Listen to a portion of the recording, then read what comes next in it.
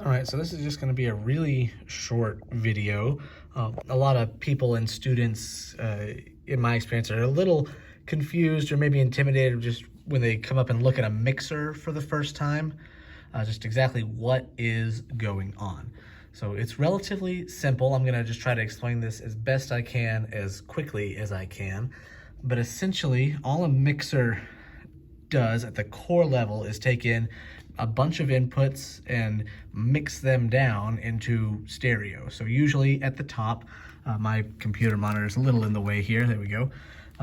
You have all the various inputs from your microphones or instruments, and you can control how loud those inputs are. And then there's some outputs as well, either on the back or sometimes the top. It depends from mixer to mixer.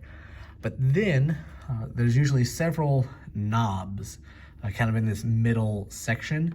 And this is where I find a lot of people tend to get confused.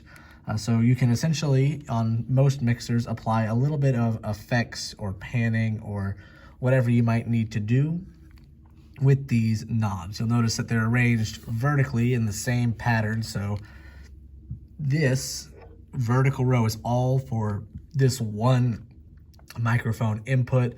This would all be for another, and this mixer was good enough to have some lines here to help break that up visually. But again, it's all a vertical arrangement. So if I turned this knob here, it would affect the left and right panning of whatever microphone was plugged in right here. All right, so that's this whole section. So you can customize all of this stuff for the specific channel that you're on. Lastly, just working our way down, are these sliders. Sometimes they're knobs, sometimes they're sliders. Again, it depends on the mixer you're using. But this is essentially the output level of your sound after you've done all the processing up here. So having it at 0 is, no change. You can go louder, you can go softer, and, mix it so that way the volumes are at the right levels.